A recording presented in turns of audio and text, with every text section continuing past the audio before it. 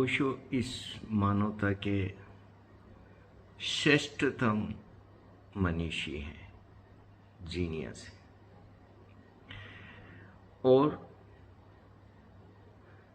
प्रत्येक व्यक्ति में से उसके श्रेष्ठ को निकालना, उसके बेस्ट को निकालना, उससे बेस्ट करवाना ओशो के मैसेज में, उनके ध्यान में, थेरेपीज में है। इसीलिए दुनिया भर से प्रतिभावान, ऊर्जस्वी, विद्वान, जीनियस इस पृथ्वी की क्रीम ओशो के पास आई। ओशो ने हर चीज को एक चुनौती बनाया, श्रेष्ठ चुनौती, ताकि हमारा श्रेष्ठ उसमें से बाहर आए। ओशो का सन्यास लगता तो है कि बड़ा सरल है भाई, न घर छोड़ना, न संसार छोड़ना, न नौकरी धंधा छोड़ना, न कुछ छोड़ना। लेकिन ठीक से देखा जाए, गहराई से देखा जाए, तो इस पृथ्वी पर इस मानवता ने इससे कठिन सन्यास कभी नहीं देखा।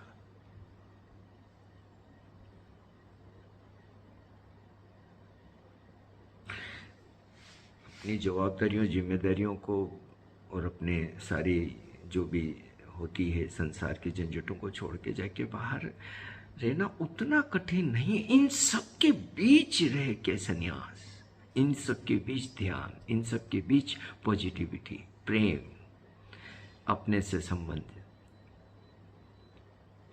बेहद कठिन है, अत्यंत कठिन या मुश्किल। आप कैसे जियोगे? एक तरफ ओशो का मैसेज है जो आपको बेहद संवेदनशील बना देता है, निर्मल बना देता है, निर्दोष बना देता है, हर तरीके से तरल बना देता है, और आपको ठीक विपरीत स्थितियों परिस्थितियों में जीना है। और आपकी संवेदनशीलता का, आपके ध्यान का, आपके होश का शरीर पे भी असर आ जाएगा। आपका शरीर कोमल हो जाएगा, हो जाता है।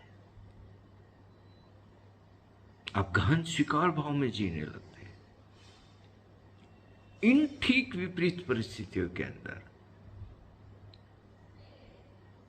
रोज रोज आपको एक अग्नि परीक्षा देनी है। सिर्फ सब्जी लेने चले जाओ तो आपको पता चलता है कि कितना मुश्किल है इवन सब्जी लेना भी। एक ही सब्जी को 4 जगह पूछो तो 4 तरह के भाव होते हैं। जिधर जाओ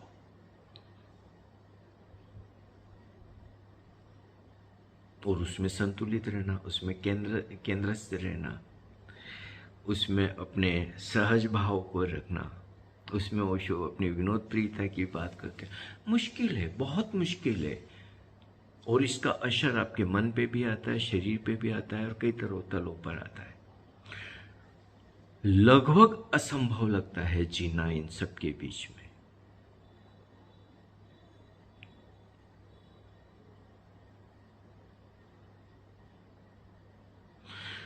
अब एक तो ये परम चुनौती ओशो ने सन्यास की थी, और जो मेधावी है, जो प्रतिभावान है, जो सन्यास के हकदार हैं, वो तो अपने अपने तल पर इस यात्रा पर निकल चुके, और लाखों करोड़ों।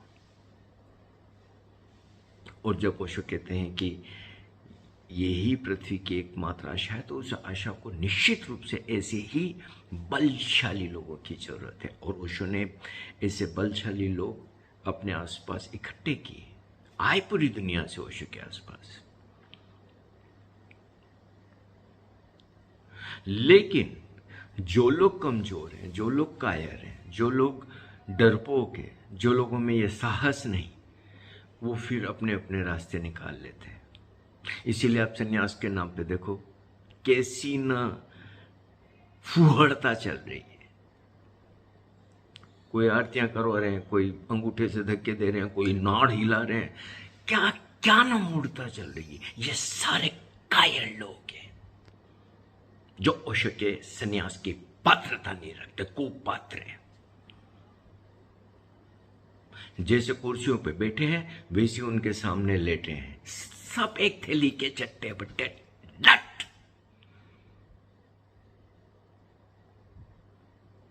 लेकिन उनकी भी दुकान, वो भी ब्रह्मपाल ने की ओशो के सन्यासी। ये हर थोड़े दिन में मालाधारी जबलाधारी दौड़ते फिरते, ये भी अपने को सन्यासी मान रहे, ये भी ब्रह्मपाल ने की ओशो की लेगेसी बचाएंगे। जिनको नाक पहुंचने की एक वो नहीं है तमीज, वो लेगेसी बचाएंगे।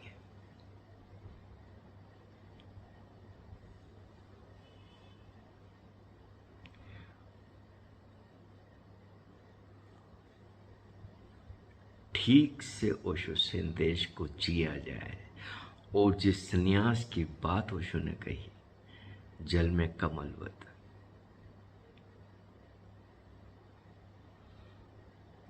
वो एक बहुत बड़ी चुनौती है। और आज के समय में, और विशेष रूप से भारत के संदर्भ में कहूंगा मैं, कि बेहद कठिन या लगभग असंभव है ओशो के संन्यास को जीना, क्योंकि स्थितियां परिस्थितियां बाहरी तल पर इतनी विकट हो चुकी है।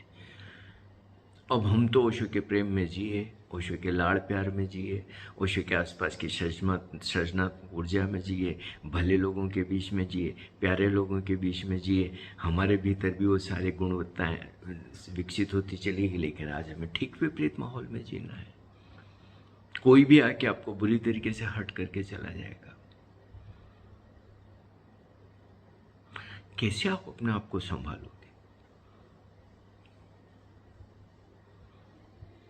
और इतने धोखे जब होते हैं, इतने पग पग पर जब आपके ऊपर कुछ न कुछ आक्रमण होते हैं, तो अपने को बचाते बचाते आप इतनी स्थितियों में आ जाते हैं कि समझ ही नहीं आता कि कहाँ बचाना है और कहाँ नहीं बचाना है, कहाँ अपने को ओपन करना। ओपन किया और धोखा खाओगे, ओपन किया और कोई आपकी जेब काट लेगा, ओपन किया और आप घर आके देखोगे कब बेवकूफ बन गए।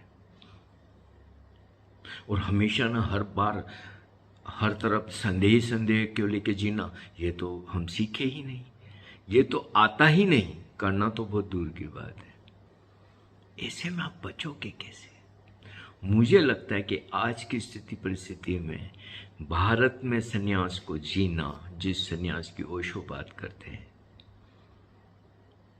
जिस नए मनुष्य की ओशो बात करते हैं, जिस जोरबादी बुद्धा की ओशो बात करते हैं, जिसे ओशो माय पीपुल कहते हैं, वो असली अग्नि परीक्षा से रोज गुजरते हैं। ये मैं अपने अनुभव से कहता हूँ। हाँ, मैं हारता हूँ, बीच बीच में हारता हूँ, और बुरी तरीके से हारता हूँ। लगता है कि अब तो चला जाऊं तो ये अच्छा है। शरीर पे बहुत असर आ रहे हैं, बहुत सारे असर आ रहे हैं। हर थोड़े दिन में एक नया इशू आ रहा है, जिसको फिर आर्थिक व्यवस्थाएं करना लगभग असंभव हो जाता है। फिर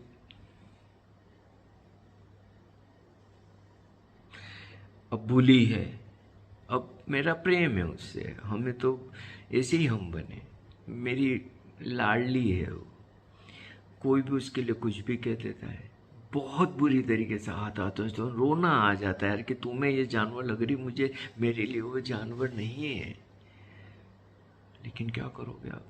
कोई भी व्यक्ति अपनी शिट को आप पे डालने में देरी भी नहीं करता है, क्योंकि हम एक बेहद क्रूर और मानसिक विकृत समाज में जी रहे हैं। कैसे आप अपनी इन गुणवत्ताओं को बचा पाओगे, संभालोगे, जो ओशो हमें दे गए, जिसके लिए ओशो ने हमें हमेशा ना प्रेरित किया। ये कहानी है दिए की और तूफान की। मैं कई बार हारता हूँ, कई बार हारता हूँ, कई बार हारता हूँ, और कई बार मुझे लगता है कि इनफ इज इनफ। पर चल रही है दिए की और तूफान की। देखते हैं कि कब तक दिया जलता है, कब तक तूफान अपने आक्रमण जारी रखता है। हमारे चैनल को निश्चित रूप से सब्सक्राइब करें, लाइक करें और आर्थिक सहयोग करें, बेहद ज़रूरी है।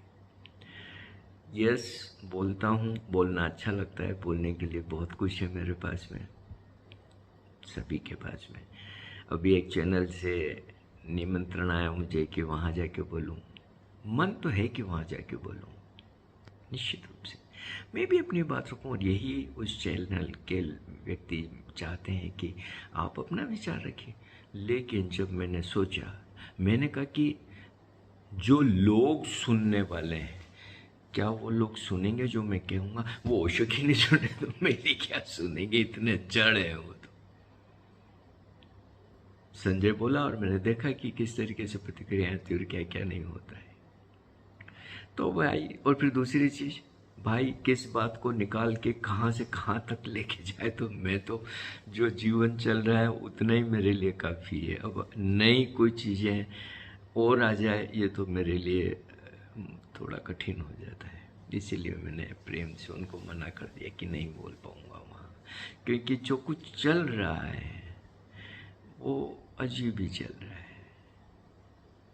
ओशो के नाम से भी ऐसी ऐसी चीज़ें हो रही है जो असहनीय तो होती है।